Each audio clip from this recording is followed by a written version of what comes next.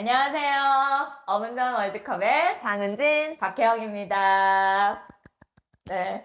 어문전 월드컵을 저희가 처음 선보인 지 1년이 지났는데요. 얼떨결에 초보 유튜버가 된 저희들은 덕분에 재미있는 시간을 보냈습니다. 오늘은 아쉬움, 또는 헐크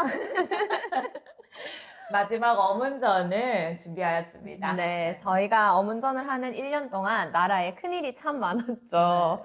재작년. 벌써 재작년이에요. 네, 맞아요. 재작년 123 계엄과 그다음 빛의 혁명, 그리고 작년 4.4 헌재 판결과 새 대통령 선출, 그리고 이어지는 좀 어깨 뿜뿜한 소식들이 많았죠. 네, 외교 성과도 있었고, 또 어제 딱 코스피 5천을 돌파했어요. 네. 이런 K지수 상승 같은 기쁜 일들이 많았는데, 남은 내란 청산과 개혁 과제들이 성공적으로 이루어지길 바라면서, 혜영님, 새 대통령 어떠십니까? 너무 노골적입니까? 노골적입니다. 네, 공무원의 정치 중리의 의무 때문에 말해 뭐하겠습니까? 그럼요, 네. 좀 못하죠. 네. 이 어문전 월드컵의 마지막 주제는 우리의 미래를 내다보며 새 나라의 대통령을 뽑아보도록 하겠습니다. 이 전국모 TV 구독자님들께서 유독 정치적인 콘텐츠를 좋아하시더라고요. 그래서 작년에 올린 이 시국 특집이 아직까지도 조회수가 네. 꾸준히 올라가고 있는 걸 보면 확실히 이런 콘텐츠를 선호하시는 것 같아요. 그래서 이 주제를 정한 것도 있지만요. 새 나라를 그린다는 점에서 요즘 핫한 키워드인 AI, 기후위기, 혐오, 게임 산업 같은 K 콘텐츠가 담긴 SF를 꼽아보았습니다. 특별히 SF 덕후 혜영님의 추천작 마지막 레벨업 몬스터 차일드 띄어 로봇의 별 4편으로 새 나라의 대통령을 이야기해 보겠습니다. 시작 전에 좀 설명이 조금 필요한데요.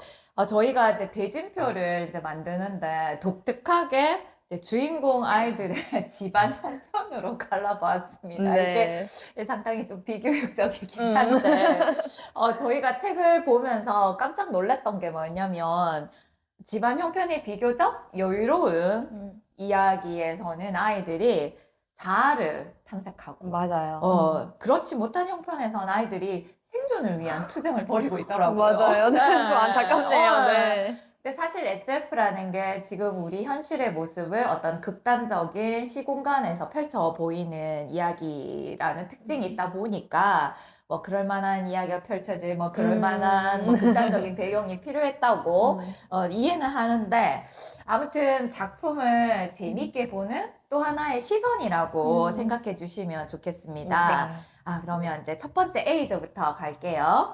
A조는 형편이 되는 집 아이들을 자아 탐색기 마지막 레벨업 때 몬스터 차일드를 소개하겠습니다. 윤영주 님이 2021년에는 마지막 레벨업은 가상현실 게임을 통해 만난 두 아이가 자신의 진정한 꿈과 자유를 찾아가는 이야기입니다. 가상현실 게임이라는 소재처럼 마치 내가 게임을 하는 듯한 느낌이 들 정도로 흥미진진한데요. 실제로 이 책을 읽은 저희 6학년 반 아이들이 진짜 자기가 게임을 하는 것 같았다고 그렇게 말을 했었어요. 맞아요. 네. 흥미진진한 이야기입니다. 이 이야기의 주인공 선우는 부모님의 바람대로 삼수 끝에 턱걸이로 미래 영재학교에 들어갑니다. SF이긴 한데요. 성적을 압박하고 용돈으로 조련하는 부모님은 가장 지금의 현실적인 모습이에요. 아무튼 이 학교는 이 유명한 교수진의 특별교육과정을 운영하는 수준 높은 특수학교입니다. 그런데 선우는 단 10분 만에 질 나쁜 녀석들한테 걸려서 따가 됩니다.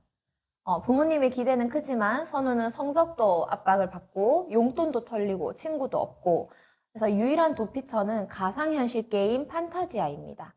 이곳에서 아이디 지존용사가 되어 멋지게 때리고 부수죠. 그러던 어느 날 선우는 판타지아 안에 살고 있는 원지를 만나게 되고 이를 통해서 누군가에 의해 휘둘리는 삶이 아니라 자기 인생의 운전대를 직접 잡으며 손수 움직이는 삶의 소중함을 깨닫습니다. 그리고 진정한 자유를 위해 마지막 레벨을 올리게 됩니다. 작품을 보고 제가 놀랐던 건 이제 교통사고로 죽은 원지, 몸은 이제 사라졌지만 뇌만 살려서 가상현실에 원지를 살게 한다는 그런 음. 설정인데요. 네. 사실 이런 설정은 세계 걸작 SF에서 이미 다 나왔던 이야기예요. 근데 우리나라 동화책에 이게 나왔어.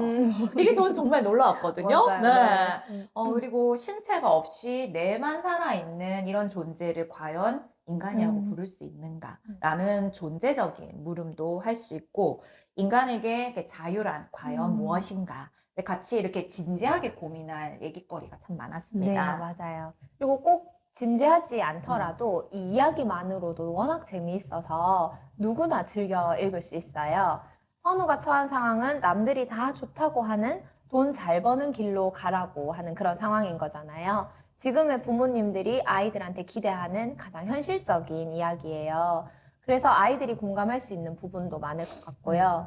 저희 눈부시계 지연님이 6학년하고 읽었을 때는 아이들이 게임에만 집중한 건 아니라고 했었거든요. 그 원지와 선우의 관계도 아무래도 아, 6학년이다 그렇죠. 보니까. 궁금하고. 선우가 이제 마지막에 자기와 같은 처지를 다시 겪게 된 딸인 재우에게 손을 내민 것에 또 감동받아 하기도 하고, 내가 원지 아빠라면 어떻게 했을지 생각도 해봤다고 했어요. 여러모로 재밌다. 거. 네.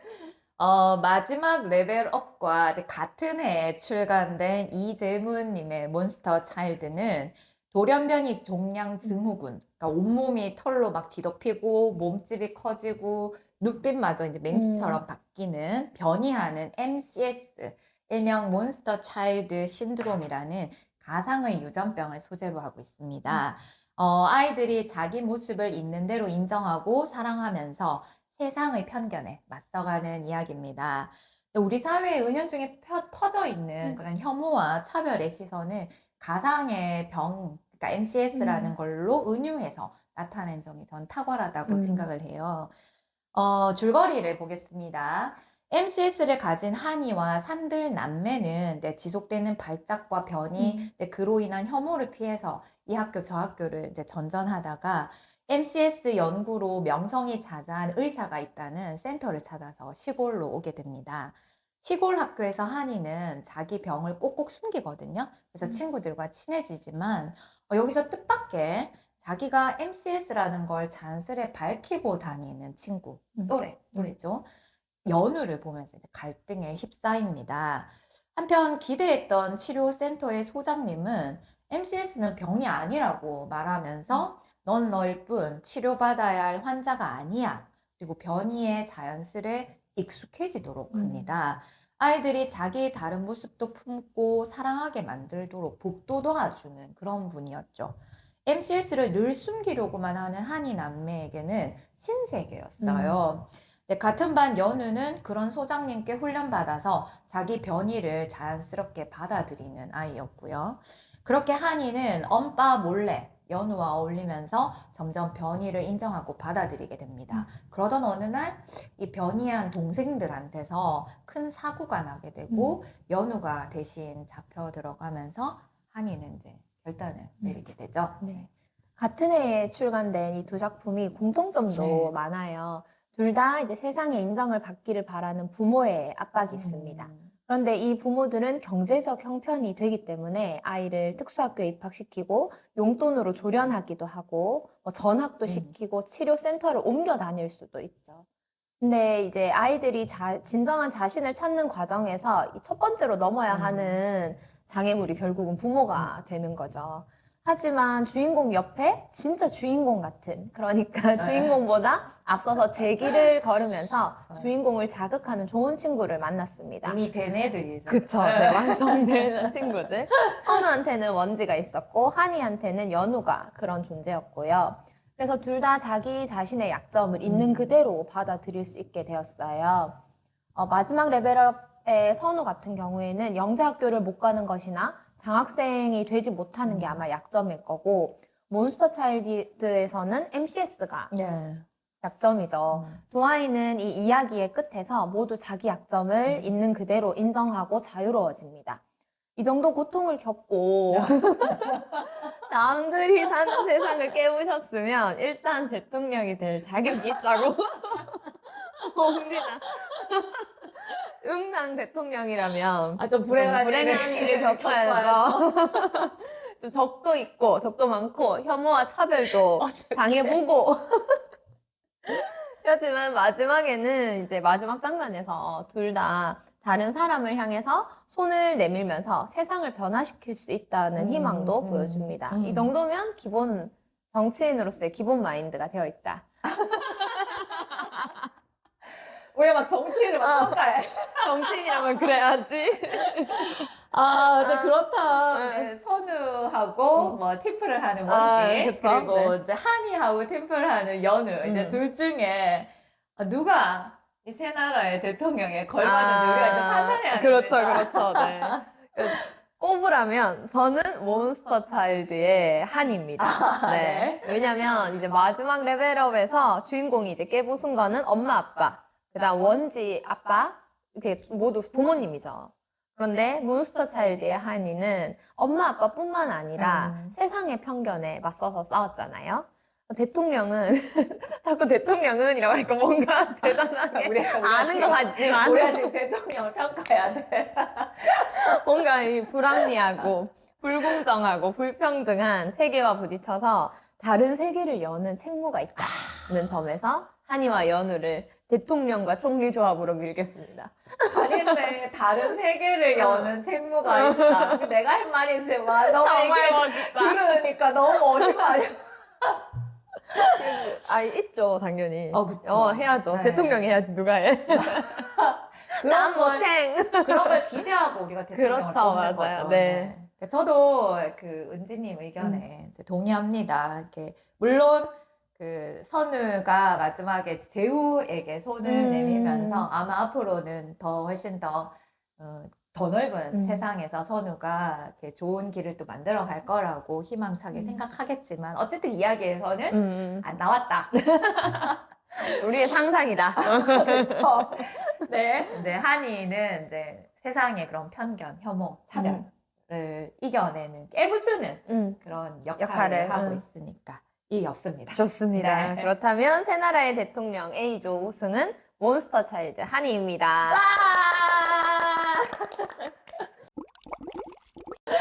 와! 네, 새 나라의 대통령 B조 형편이 안 되는 집안들의 너무 슬프네요. 주제가. 생존 투쟁기 띠어 대 로봇의 별로 가보겠습니다. 먼저 띠어는 햇빛초 대나무 숲으로 이제 잘 알려진 황재영님의 이제 숨은 띵작입니다. 네. 해수면 상승과 밀어닥친 쓰나미 속에서 사람을 구하고 또 구한 사람이 또 다른 사람을 구하는 그런 이야기예요. 군더더기 없는 전개와 적절한 긴장감 그리고 감동으로 저희 눈부시게가 이 책을 읽고 모두 고평했습니다. 네. 아무도 불호가 없었어요. 진짜 다 예, 좋아했습니다. 네. 가까운 미래에 일어날 법한 이야기. 아니, 이미 일어나고 있죠. 있는 네. 기후위기와 또 기후위기로 심화된 불평등한 사회에서도 우리가 희망을 가질 수 있는 이유는 서로 손잡아주며 돌보는 연대라는 점이 뭉클하게 다가왔어요. 네. 예. 줄거리를 간단하게 볼게요. 해수면 상승으로 사람들이 점점 떠나가는 바닷가 만덕마을, 바닷가에 있는 만덕마을에 할머니와 단둘이 사는 마로는 언제 폭풍 해일이 덮칠지 불안한 가운데 있습니다. 우리나라는 이미 해수면이 높아져서 농지에 바닷물이 스며들어서 농사를 지을 수 없고 신선한 채소와 다양한 반찬은 대체식품에 밀린 지 오래되었고요. 부자들은 자연재해의 안전한 땅을 야금야금 사들여 가지고 자신들만의 한동시를 만들고 타인의 유입을 막은 채 살고 있습니다. 한편 육지와 가까운 한 섬에서는 외국에서 온 기후 난민들이 입국 심사를 기다리고 있어요. 그러던 어느 날 갑작스럽게 폭풍 해일이 닥치고 마루와 할머니는 높은 곳으로 뛰기 시작합니다. 폭풍 속에서 인물들의 행동이 정말 긴장감이 넘쳐요. 할머니가 이제 뛰어가다가 홀로 우는 아이를 발견하고 그 아이를 구하고 그 아이의 동생까지 구하려다가 이제 물살에 휩쓸리게 됩니다. 마루는 할머니가 구한 이 아이를 데리고 대피소로 가지만 불안과 원망으로 계속해서 아이와 갈등하고 대피소에서는 할머니의 생체 신호조차 찾지 못해서 혼란하고 답답합니다. 이런 긴장 속에서 뭉클한 장면들이 이제 속속 나오는데요. 마로 친구 진수 그리고 동네 이웃인 나연 아줌마가 폭풍을 뚫고 마루와 같이 할머니를 찾으러 이제 동행하고 네, 처참해진 그 해상 다리를 건너서 도착한 난민 보호소에서 기적 같은 도움을 또 받게 됩니다. 네, 이야기 속 인물들은 어린아이, 할머니, 아줌마, 뭐 난민처럼 이런 사회적 약자이거나 평범한 보통 사람들이지만 폭풍해일 속에서 어떤 나의 약함을 핑계 삼지 않고 서로 손을 내미는 모습으로 연대의 고리를 완성하죠. 그래서 완전 강추합니다. 진짜 강추입니다. 진짜 저희가 강추예요. 읽고 예. 너무 좋아서 작가님을 또 모셨고 맞아. 네, 이야기도 좋았습니다. 정말 재밌게 잘 네, 들었습니다. 맞아요. 비조 두 번째 책은 이 띄어만큼 또 강추하는 그쵸. 로봇의 별 3부작입니다. SF 덕후인 제가 최고로 꼽는 우리나라 어린이 SF인데요. 2010년에 푸른숲 주니어에서 나왔다가 작년에 창비에서 다시 출간되었습니다. 15년의 세월을 건너도 그 SF 상상력이 이제 뒤처지지 않고 오히려 지금 한창 이제 흥행하는 AI와 인류의 관계를 고민할 때 오히려 이현 작가는 앞서서 이제 새로운 인류로서 인공지능을 인정을 한 거죠. 이 대작이에요. 이현 작가 정말 천재. 맞습니다. 천재. 우리 지난번에도 계속 플레이볼 얘기할 때도 계속 천재다 그랬는데. 네, 천재 맞습니다. 네. 줄거리를 볼게요. 때는 22세기. 지구 연방법에 따라서 사람들은 책임지수, 즉 자신을 위해 돈을 얼마나 쓸 수 있느냐에 따라 알파인, 베타인, 감마인, 델타인 4등급으로 나눠져 있습니다. 알파, 베타인은 하늘 도시에 거주하고 우주 도시를 자유롭게 오갈 수 있고요. 감마, 델타인은 가난한 데다가 아래 도시에서 신종 바이러스에까지 노출되어 있습니다. 지구 연방은 사실은 유명무실하고요. 사실 지구를 움직이는 건 다국적 기업 A그룹입니다. 사람들은 A그룹에서 일하고 A그룹의 제품을 사고 A그룹의 약을 먹습니다. A그룹은 사설 군대까지 둘 정도로 강력한 권한을 가지고 있어요. 이러할 때에 인간으로부터 해방되고자 하는 로봇 무리가 반란을 일으키고 인간 중에서는 A그룹에 종속되어 로봇같이 사는 인간을 해방하려는 반정부 단체 횃불이 지하에서 활동합니다. 그리고 인간과 로봇을 잇는 무수한 조연들이 엮여서 SF 영화와 같은 큰 사건들이 빠르게 펼쳐집니다. 그 중심에는 A그룹의 피에르 회장이 맡는 새 쌍둥이 인공지능형 안드로이드 나로, 아라, 네다가 있고 3권의 주인공 네다가 모든 사건의 종결자로서 인간과 로봇 모두를 위한 새로운 길을 열게 됩니다. 설정만으로도 정말 나 듣기만 하는데도 너무 떨려요? 너무 흥분. 너무 대작이죠, 진짜. 네. 대작입니다. 물론 이렇게 인간을 등급으로 나누고 뭐 로봇의 3원칙 같이 이렇게 이런 게 설정되어 있는 거는 이미 이제 전설 같은 세계의 SF 걸작들에 나온 설정들이에요. 그래서 세상 새로울 건 없지만 우리나라 동화에서 맞아요. 이런 게 나왔잖아요. 네. 그게 저는 2010년에 보고 눈이 번쩍 뜨였던 거죠. 근데 그뿐 아니라 인간과 로봇의 가교 역할을 하는 인물 체 게바라를 따라한 거죠. 그리고 로봇의 자유를 부르는 노란 잠수함, 비틀즈의 노란 잠수함이에요. 근데 이런 익숙한 대중문화까지 골고루 넣어서 그런 걸 발견하는 재미도 굉장히 맞아요. 쏠쏠합니다. 네. 이렇게 익숙한 설정이 많은데도 이현의 로봇의 별을 제일 좋아하시잖아요. 네. 최애의 이유가 무엇인가요? 나 이거 얘기하라고 하면 정말 몇 밤을 걸쳐서 얘기할 수 있을 것 같아. 전형적인 덕후의 특징이죠. 아무도 궁금해하지 않는데 계속 설명해주는. 맞아. 나 로봇의 별로 논문도 썼고 진심으로 좋아하시잖아요. 원고도 썼고. 이 최애하는 이유는 사실 이제 독자들을, 우리 지금 이 정부모 TV 그 구독자님들을 위해서 설명을 하자면 네다에 있어요. 그 네다가 로봇의 3원칙, 그거를, 그러니까 3원칙이 뭐 여러 가지 원칙이 있지만 가장 중요한 원칙은 로봇은 인간을 해칠 수 없다거든요.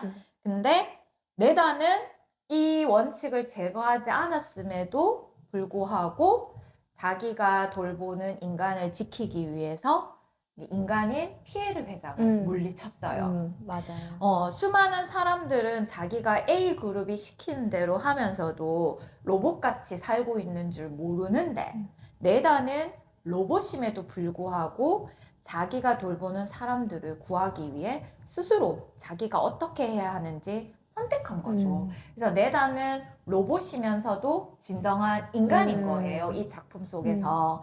그러니까 로봇의 별에서는 이 발전한 인공지능 로봇이 새로운 인류가 그러니까 인간은 인간대로 있고 발전한 인공지능 로봇이 새로운 인류가 될 수 있는가? 라는 질문에 그렇다라고 대답을 하는 아주 발칙한 작품입니다. 맞습니다. 오늘날 AI의 발전 속도를 생각하면 22세기쯤에는 가능하지 않을까라는 충분히 생각도 가능할 것 같아요. 들어요. 네.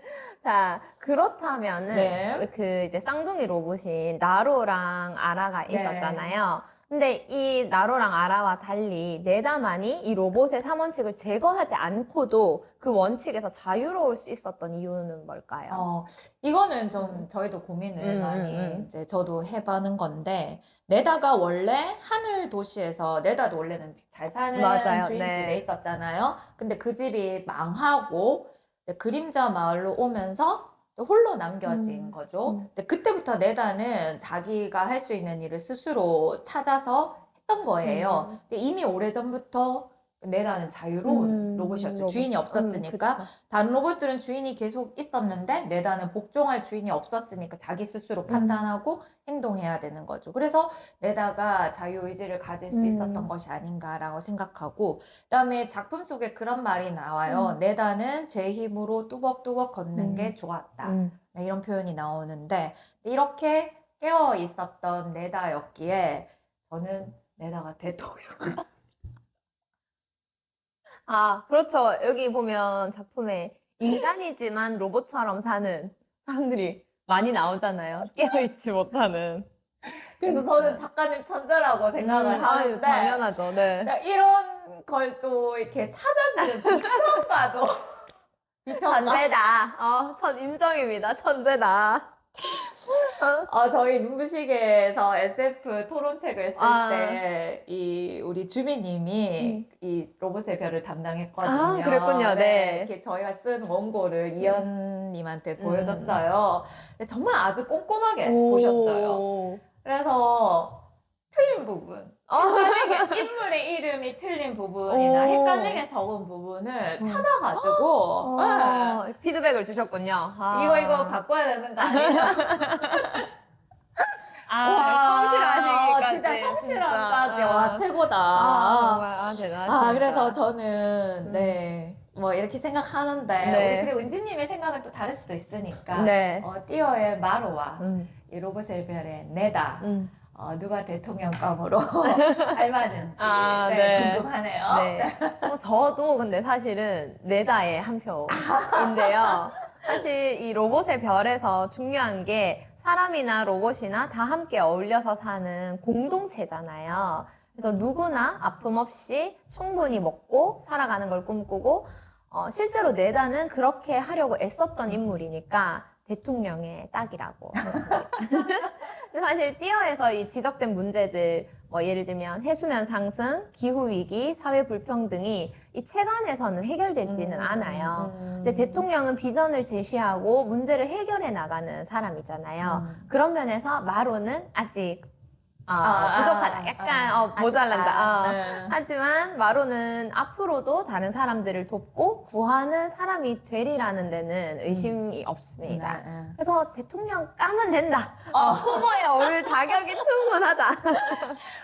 자고로 이제 대통령이란 우리 역대 이제 사람들이 이렇게 좋은 대통령으로 꼽는 사람들을 보면 자고로 이제 고생도 많이 하고 검정고시도 쳐야 되고 공장에 다니면서 그렇죠. 이 불공정한 처지에 놓인 사람들도 이렇게 위에서 이제 변호사도 변호사하고, 되고 또 시장도 해보고 맞아요. 그래야 대통령에 출마할 수 있는 거 아닙니까? 그래서 시선이 이제 넓어지고. 그렇지. 그런 게 이제 쌓이고 쌓여서 이제 대통령이 되는 거죠.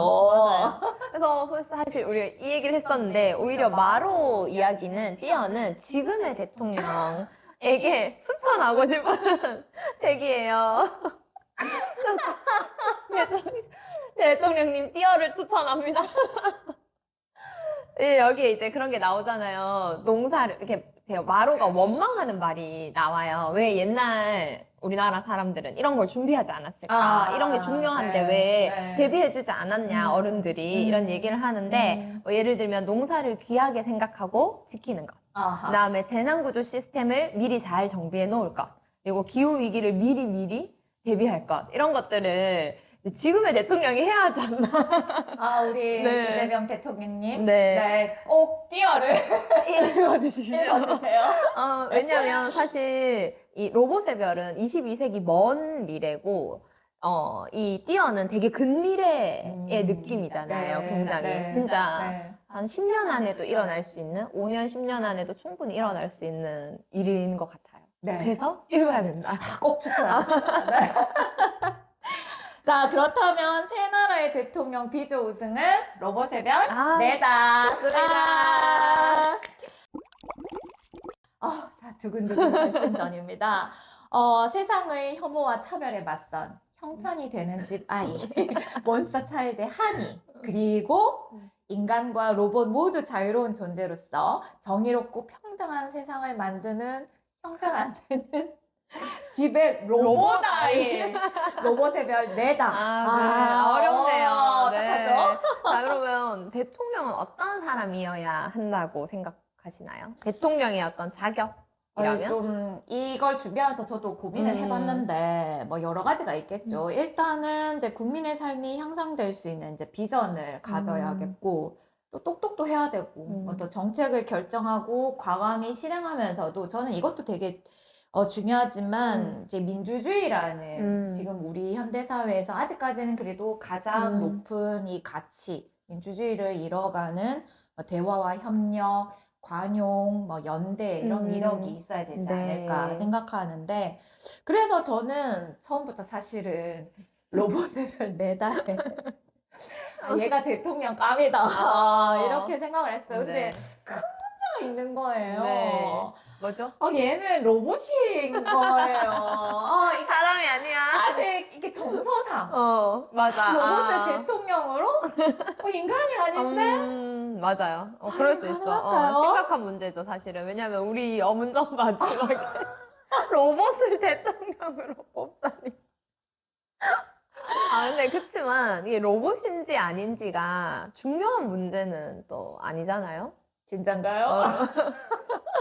태도가 중요하죠. 일단은 이 인물의 태도가 태도가 중요하죠. 중요하죠. 내다는 이 혜영님이 말씀하신 대통령의 자격을 갖추고 있잖아요, 이미. 그리고 내다랑 같이 하는 사람들이 또 많이 있고, 뭐 예를 들면 횃불들, 그 다음에 그림자 마을 사람들, 그리고 또 다른 로봇들은 아마 투표를 하게 되면 내다를 뽑을걸요. 그래서 이렇게 같이 일할 수 있는 사람의 폭이 넓다는 것도 내다가 가진 대통령으로서의 장점인 그거 거고 중요하죠. 네. 함께 할 수 있는 그쵸. 사람들이 있다는 것. 그래서 언젠가 미래에는 로봇이 대통령이 되는 날도 오지 않을까요? 그리고 만약에 인간답게 하는 가장 근본 조건이 자유의지라면 내다는 인간이죠. 인간이죠. 네. 기계의 몸을 입고는 있지만 그쵸. 네. 정신은 이미 인간이죠. 네. 그럼 은지님도 내다 대통령? 네, 좋습니다. 내다 대통령 하니까 약간 이상하다. 근데 우리 몬스터 차일드의 한이와 연우도 혐오와 차별, 편견이 가득한 세상을 깨고 새로운 세계를 여는 아이들로서 굉장히 대통령감이잖아요.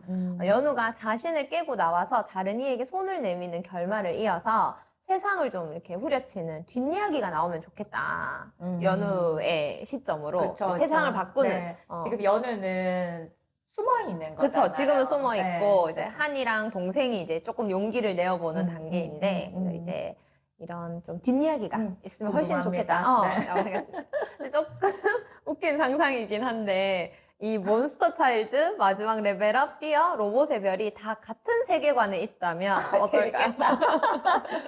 일단 띄어의 이제 마로랑 할머니는 감마인 내지 델타인이에요. 여기서 남미는 델타에도 못 들어. 그렇죠. 급에 급에 치우치지 치우도 안 돼. 이게 않죠. 몬스터 차일드 한이는 음. 베타인 정도는 될 것 같아요. 근데 얘가 이제 변이 때문에 음. 아마 감마인이 될 처지에 이제 곧 놓일 거고, 그렇죠. 네. 마지막 레벨업의 선우도 아마 베타, 알파 정도 되는 집안인데, 선우가 판타지아를 폭파시켰으니까. 그리고 이제 미래 영재학교에서도 중대 범죄네요. 미끄러지고 있으니까 등급이 떨어질 가능성이 있죠. 있다. 그래서 이렇게 전전긍긍하는 거잖아요. 그렇지. 부모님이. 그래서 전전긍긍하는 거죠. 그래서 이제 띠어의 마루랑 이웃들이 이제 회의를 피해서 이제 그림자 마을, 로봇의 그림자 마을로 모여들고 이제 몬스터 차일드에서 이제 연우랑 소장님이 이제 도마랑 봄꽃도 해불을. 근데 약간 그렇게 되니까 좀 이렇게 탁탁 맞네요. 네. 계속 저는 아니 어디로 도망가? 누가 입장으로 도망가? 횃불로 도망갔어. 횃불로 도망가. 인정입니다. 그렇게 모여가지고 이제 판타지아 하상진 대표를 혼내고. 게임 유저들한테 이제 고급 아이템을 뿌리고 똑같이 이제 다 나눠주고. 재밌네요. 저희들이 재밌는 상상을 해봤습니다. 네. 새 나라의 대통령 우승은 로봇의 별 네다입니다. 로봇의 별은 정말 재밌으니까 꼭 기억했다가 저희 SF 온적표 읽기 미래를 모릅니다. 감히 토론해 봅니다. 꼭 사주세요. 네, 많이 사주세요. 저희 마지막 새 나라의 대통령까지 이야기를 나눠봤는데요. 이제 소감을 얘기해봐야 되겠죠? 네. 네, 그렇죠. 저는 이제 마지막으로 제가 좋아하는 SF를 이야기할 수 있어서 정말 아름다웠습니다. 데뷔를 아름답게 장식했다. 우리 전국모 회원들도 있고 또 모임 밖의 사람들에게 우리 모임을 알리는 방법으로 유튜브에 이제 도전을 해봤는데 나를 드러낸다는 게 결코 쉬운 일이 아니었어요. 그쵸, 네. 보면서 저희가 찍은 걸 보면서 막 울고 어떡해. 아프리카 달릴까 겁나게 맞아요. 나고, 그것도 겁나고. 겁났죠. 책을 읽는 것도 사실 힘들었어요. 맞아요. 진짜 많은 책을 시간 안에 또 내용까지 다 기억을 해야 된단 말이에요. 잘 기억을 못했어요. 사실 저는 맨날 가서 뭐더라? 내가 더 심했는데 계속 뭐더라? 잠깐만요. 이름 뭐더라? 비록 소수지만 저희들을 재밌게 끝까지 응원해주신 구독자님께도 감사를 드립니다. 또 재밌는 아이디어가 생기고 또 재밌게 또 할 수 있는 사람들이 있을 때 그때 더 재밌는 콘텐츠로 재생 목록을 채울 수 있을 것 같습니다. 또 다른 분들이 쉽게 유튜브에도 도전하시면 재밌겠어요. 언제나 전국모님과 함께 힘을 주고받는 전국모TV 좋아요, 구독 꾹 눌러주세요. 님. 저는 제가 이 얘기를 몇 번 할 기회가 있었던 것 같은데 사실 혜영쌤하고 하면서 정말 많이 배우고 좋았어요. 그리고 물론 이 결과물로서 어떤 영상이 나오는 것도 의미가 있었지만 사실은 그것보다 이걸 준비하는 과정이 저한테 정말 큰 배움의 시간이었거든요. 그래서 저희가 이제 주제를 정하고 책을 정하고 혜영쌤이 정말 책에 빠삭하시잖아요, 동화에. 혜영쌤이 막 줄줄 나와야 책이 이건 어때, 이건 어때? 그래서 쭉 같이 읽고 그리고 이제 세영쌤하고 만나서 이제 이야기를 하면서 동화를 이렇게 보는 거구나 라는 걸 정말 많이 배웠고요. 그리고 약간 그때 이걸 시작할 때 혜영쌤이 동화가 쏟아져 나오는데 정말 새로운 동화도 너무 많은데 약간 고민이 된다. 어떤 거를 아이들하고 읽어야 하는지 그런 말씀을 하셨었는데 그런 얘기 했었잖아. 서점에 갔더니 모르는 책이 너무 많고 시리즈물이 너무 많고 그 앞에서 너무 당황했다 그런 건 하시면서 있었어요. 근데 그 얘기를 듣고 그 전부터도 사실은 좋은 동화가 뭘까? 아이들하고 읽을 만한 동화라는 게 어떤 걸 읽어야 할까? 이런 고민이 되게 많았었는데 근데 사실은 그게 꼭 동화뿐만 아니라 다른 현상들이랑도 비슷한 것 같아요. 예를 들면 AI라던가 이런 AI 시대가 막 되었는데 우리는 어떻게 해야 하는가라던가 아니면 새로운 어떤 교육 트렌드, IB나 개념 기반이나 이런 것들 앞에서 항상 약간 내가 뭘 해야 하지? 내가 뭘 선택하고 무엇을 아이들과 나누어야 하지? 할 때 그 중심점을 항상 고민하게 되는데 저는 사실 이 어문점 월드컵도 비슷한 저한테는 고민이었던 것 같아요. 근데 뭐 정답은 없겠지만 그래도 그냥 우리가 항상 변하지 않고 가지고 가는 어떤 붙잡아야 하는 것에 대해서 생각해보는 시간이었던 것 같아요. 큰 의미를.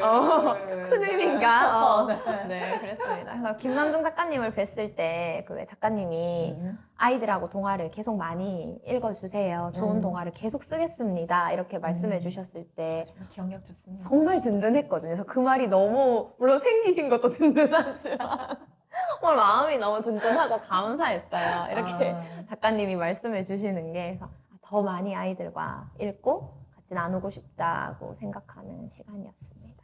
그리고 그래서 제일 감사한 분은 사실 혜영쌤이고, 난 은진이께. 두 번째 감사한 분은 우리 이제 항상 저희 부족해도 잘한다고 응원해 주시고 많이 시청해 주신 우리 정국모 선생님들 네, 진심으로 감사드립니다. 네. 네, 이렇게 저희 어문전 월드컵은 이제 오늘 하필 또 저희가 검색을 저희 이게 절대 이게 사전에 드레스 코드를 맞춘 게 아닌데 저희가 한 번도 없거든요. 드레스 코드를 맞춘 적이 한 번도 없는데 항상 그래도 얼추 비슷한 느낌으로 입었어요. 오늘 둘 다 검정색을 입고 어문전 월드컵에 장례식.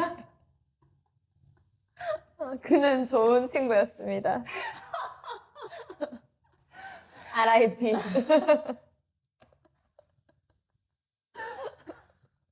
좋은 친구를 이제 떠나보내면. 어문전 월드컵 RIP. 함께 네, 해주셔서 그렇습니다. 정말 고맙습니다. 네. 우리 김말치의 어른의 말 공부와 가평 글보라의 그림책 수다까지 같이 즐겨 봐주시기 바라며 네. 이만 인사드립니다. 감사합니다.